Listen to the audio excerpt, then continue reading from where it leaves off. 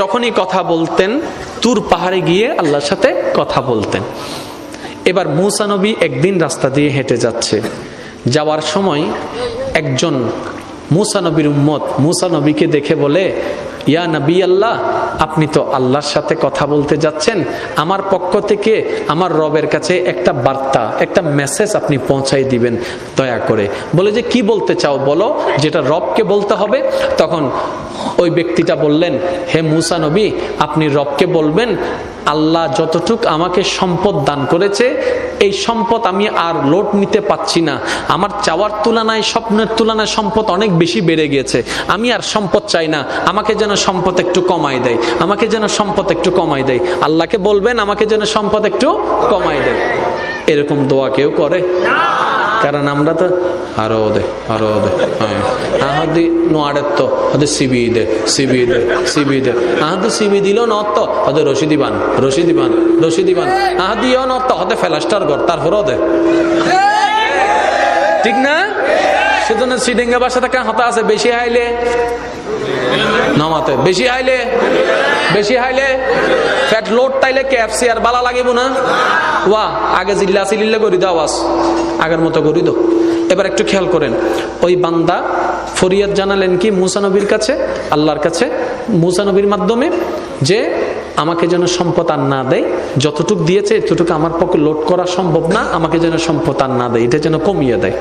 আচ্ছা, মূসা নবী চলে যাচ্ছেন, কিছুক্ষণ পর আরেকজন বান্দার সাথে দেখা, ওই বান্দার শরীরের কাপড় চোপড় সব ছিঁড়া ফেলা, চুলগুলা আওলা জাওলা।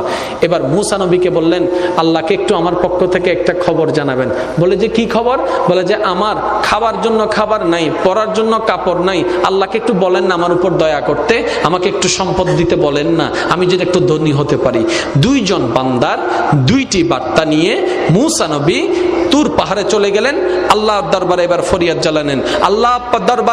আল্লাহর দরবারে দুইজন বান্দার পক্ষ থেকে ফরিয়াদ জানার পরে আল্লাহ পাক বললেন, মূসা, প্রথমে যেই বান্দা তোমাকে ধরেছে সে বলেছে সম্পদ আর নিতে পারবে না, তাকে গিয়ে বলো আজকে থেকে যেন শুকরিয়া আদায় বন্ধ করে দেয়, শুকরিয়া আদায় করা বন্ধ করে দেয়, তার সম্পদও কমে যাবে। আর যার সম্পদ নাই বলেছে তাকে বলবা শুকরিয়া আদায় করতে শুরু করতে, যেমনে থাকুক যেভাবে থাকুক শুকরিয়া আদায় করতে শুরু করতে বলো, আমি আল্লাহ সম্পদ বাড়াই দিব, নিয়ামত বাড়াই দিব, মর্যাদা বাড়াই দিব। সুবহান।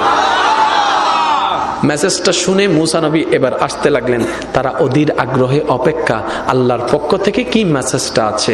এবার গরিবের সাথে দেখা হলো, গরিবকে বলে আল্লাহ পাক বলেছে তোমাকে সর্বদা শুকরিয়া আদায় করতে। সে বলে যে আমি শুকরিয়া আদায় করব কি নিয়ে? শুকরিয়া আদায় করার তো কোনো বিষয়ই নাই, শুকরিয়া আদায় করার তো কোনো কারণই নেই, কি নিয়ে শুকরিয়া আদায় করব?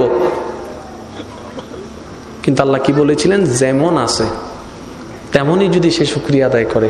তো সে যদি চালাক হতো কি বলতো, যাক হাঁটার জন্য এখনো পা দুইটা আছে আলহামদুলিল্লাহ, চলার জন্য এখনো একটু শক্তি আছে আলহামদুলিল্লাহ, দেখার জন্য নজরটা একটু আছে আলহামদুলিল্লাহ। আল্লাহ খুশি হয়ে যেত, এই শুকরিয়ার কারণে তার অন্যদিকেও আল্লাহ বরকত বাড়ায় দিত। সুবহানাল্লাহ।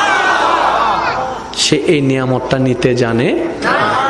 এবার কিছু দূর যাওয়ার পরে ওই মানুষটা যে সম্পদ কমাই দেওয়ার জন্য বলছে তাকে দেখলো, করার জন্য আল্লাহর উপর সন্তুষ্ট থাকার জন্য।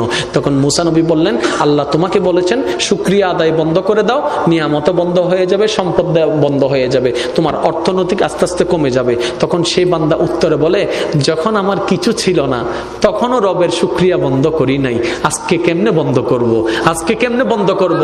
যখন আমার কিছু ছিল না আমি তখনই রবের শুকরিয়া আদায় করেছি।